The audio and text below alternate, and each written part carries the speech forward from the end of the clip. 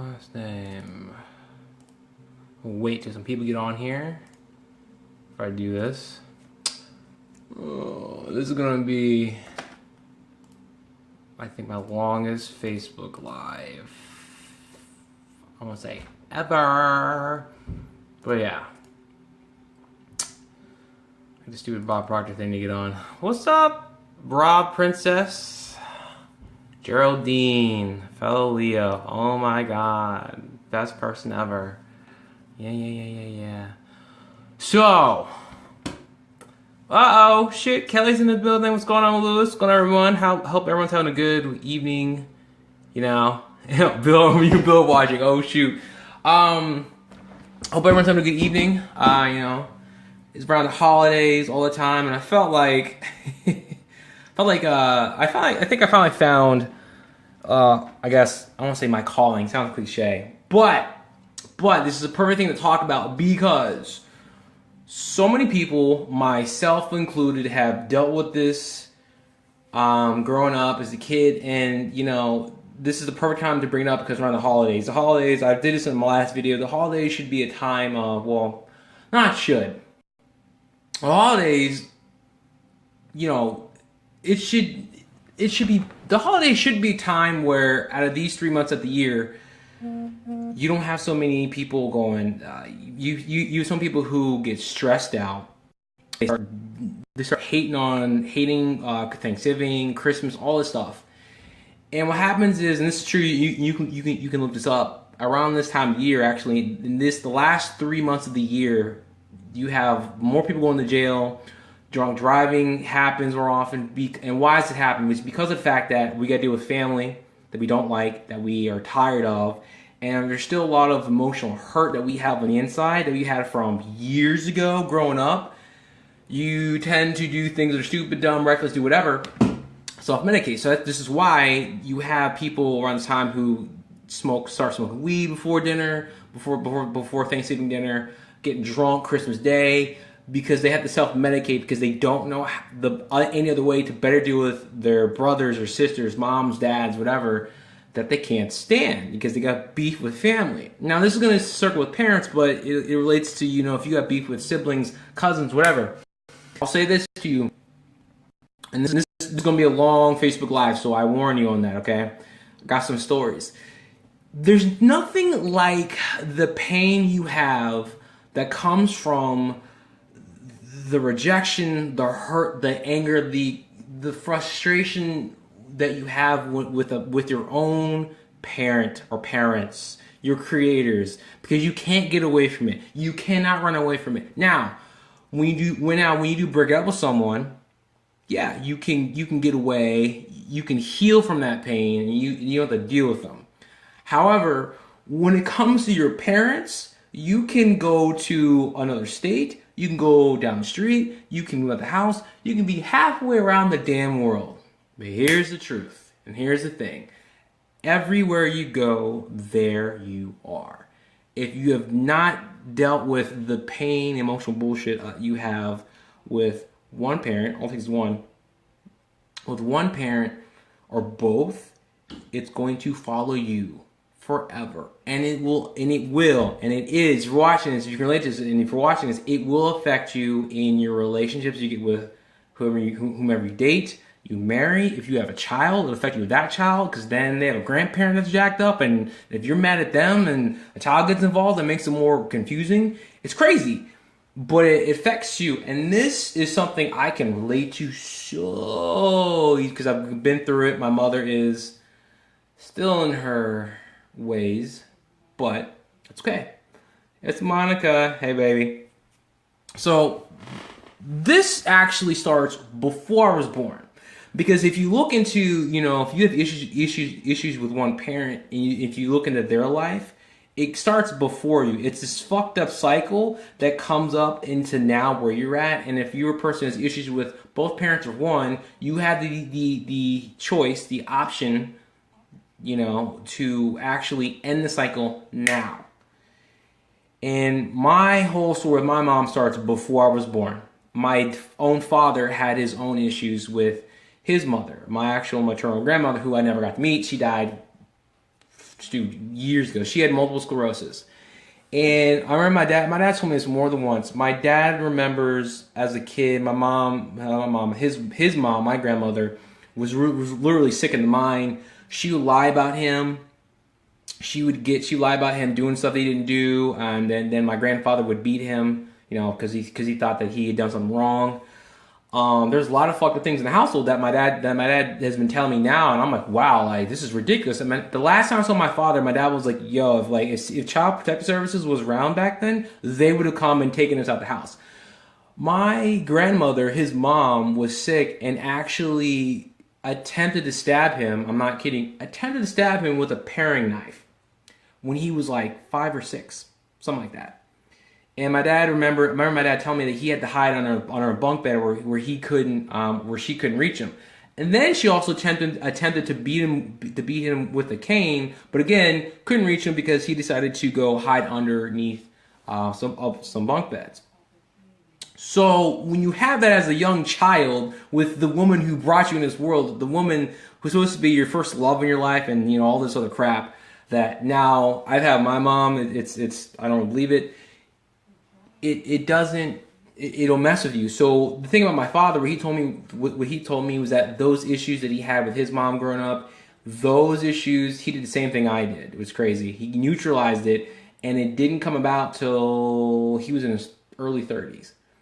And the thing about the pain with your parents that you face, it doesn't go away even after they have passed on, even after they die, they get their last breath. If you've not resolved that pain with them, it's still there. It's still affecting you. It's still in your core, affecting your energy and everything else. Even though they may have passed on to higher vibration, dimension, and you can't talk with them like right now, it's still affecting you. Because my dad told me this. My dad told me with him, even after his mom died, he still had this hurt, this anger, this frustration towards her for how he treated him, lied to him, abused him, all this shit. And then it goes on to affecting him with the women he got with. And then, oh my God, what happens later on down the road? My mother comes into his life. My dad told me this, that before they got married, he knew that he should not have married my mom, but he's trying to make this lie a truth for him. And he also told me that he married my mom out of obligation, not because he really wanted to. He felt obligated to because her family had helped move him down to Maryland from Ohio and stuff. But my dad would tell me, like, he would tell me that all the things they would fight about would be crazy shit, and it's like he's repeating the cycle from his mom. So fast forward, other family things I won't go into. I come along, my sister come along. My parents, the day that had my dad gotten divorced from my mother before me and Deanna came along, I probably wouldn't be here, or who knows. He definitely would be my dad. But my sister and me came along, and he decided to stay because he wanted to stay for the children. And then I noticed as I think I was like 12, 11. I was in like the 4th grade, 5th grade. I remember my dad.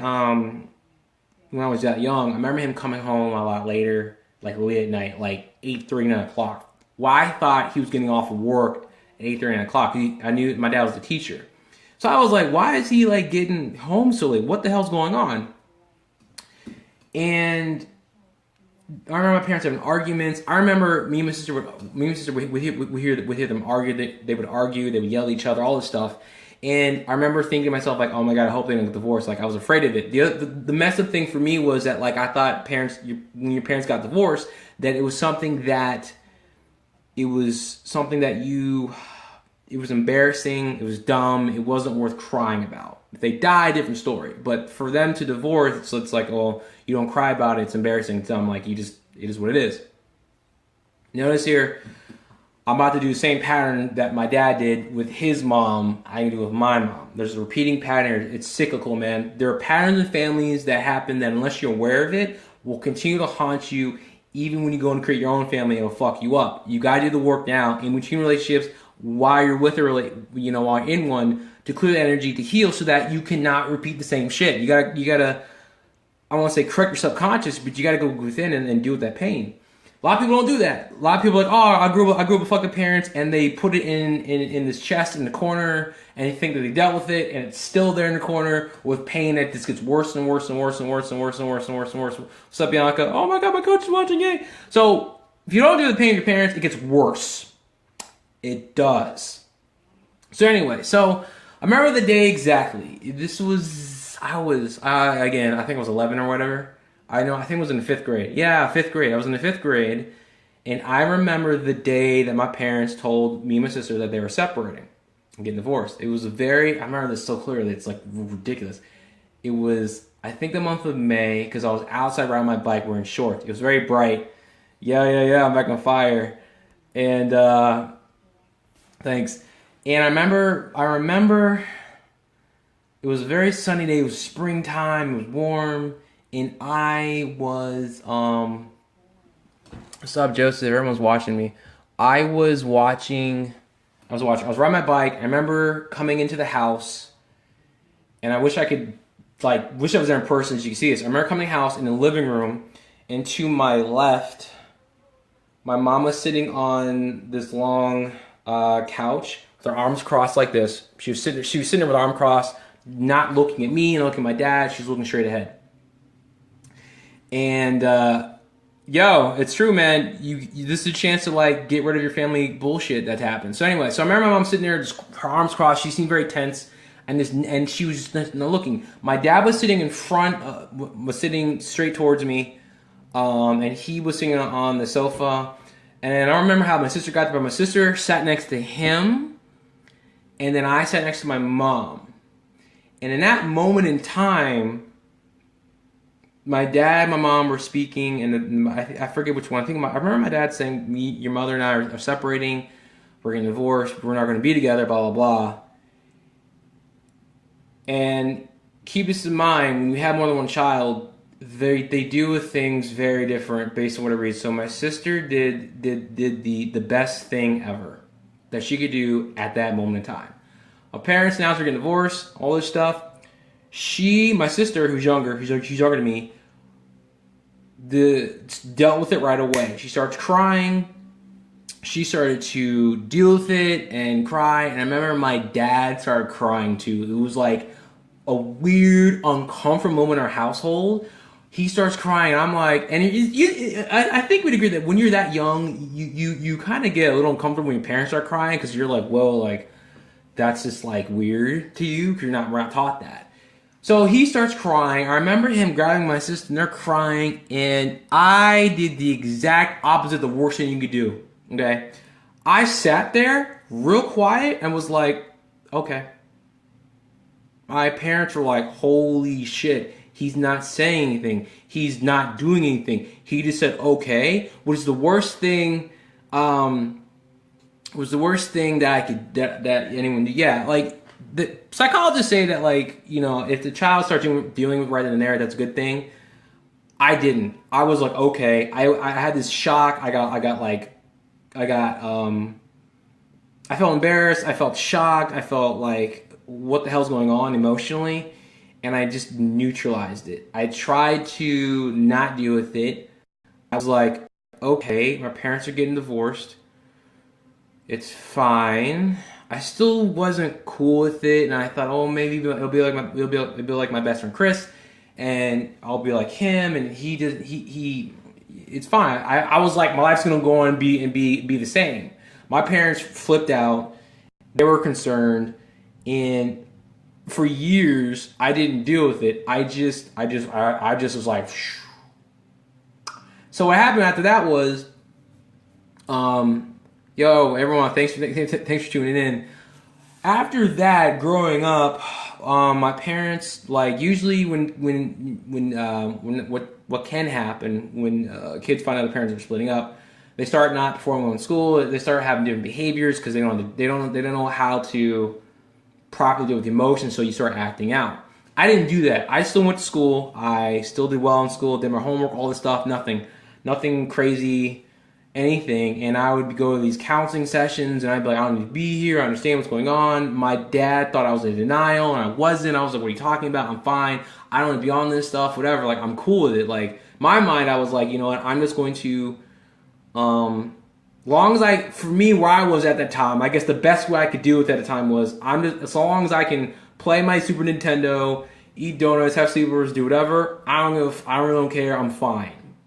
Which is the best way I could deal with it at that moment in time, and that's why I thought for years, so long. And the issue of the divorce would manifest itself with me, with my mother, because what happens with divorced parents, what tends to happen, is that one parent becomes the angel, the hero, the other parent becomes the complete devil, and you're like, oh. Unfortunately for my mother, she became the devil, the evil person, while my dad became like his angel. And just growing up, my parents would tell me one thing, my mom would tell me another thing, and like my dad wanted us to. My dad, I will say this: I'm very fortunate to have had both parents continue to be involved in my life, regardless of what happened. The dumb thing was that my mom was hurt by my dad, and she's still hurt by him to this day. Even though my dad was there for us, provide for us, wanted to work with her, she didn't want to work with him unless it was on her terms. And it was stupid, which made it hard for her. So, yeah, that's right, Geraldine. So what happened was, as I got older, it really started coming out I got in high school, where I started to see my parents that they're not perfect. They got their own flaws too. My mom would tell me that I'm the child, she's the parent, I'm supposed to be the subordinate. My dad would be like, no, you're 16, 17, 18, all this stuff. You're supposed to be able to do X, Y, and Z. So long as I could demonstrate my ability and maturity that I can handle it. My mom didn't do that stuff. So then I got angry. I'm a Leo, so Leos like to do what we want to do and not be told what to do unless we agree to it. So I can remember this man. So again, I didn't deal like with my father. He had issues with his mom, didn't deal with it until years later in his 30s. I didn't deal with the divorce and issues with my mother until high school, and I held a grudge and anger towards her for years, for a long time. And I remember being a teenager and feeling confused because my mom, like I said, would tell me, you're this child, I'm the parent, you do this. My dad would be like, no, you're maturing, you're a young adult, you should know how to do X, Y, and Z. And I'd be like, what the fuck? Like, what's going on? Like, what am I supposed to be? This child or this young adult? Two very different messages, and that's screwed up to get to be told that where you're growing up. So I get angry because I'm like, well, why the fuck can I do certain things that my dad lets me do? And I tell my mom, well, dad lets me. And she would go, I don't care. And then she would get upset, and she would say stuff like, I have sole custody of you guys, which she didn't. My dad showed me the agreement that they had signed when they got divorced. My mom had primary custody. My dad had secondary custody. I remember my dad telling me one time, there were times when when my mother had to go out of town. As I got older, I got angrier and angrier towards her because I would see my dad trying to be there for us and try and work with her. I remember one time my dad, I actually asked my mom, I was like, Mom, can we see Dad every other week? Like, be with him for 1 week, be with you for 1 week, which would make more sense for her. She said no, she's going to do that. There was one time, and actually in the state of Maryland, when you hit 16, you can decide if you want to be with one parent for the weekend or whatever. One time I was like, I don't want to go to Dad's. My mom was, no, you're going to be followers because I needed time to myself. Which is bullshit, because if she wanted time herself, which is a weekend, 2 fucking days, when she could have a whole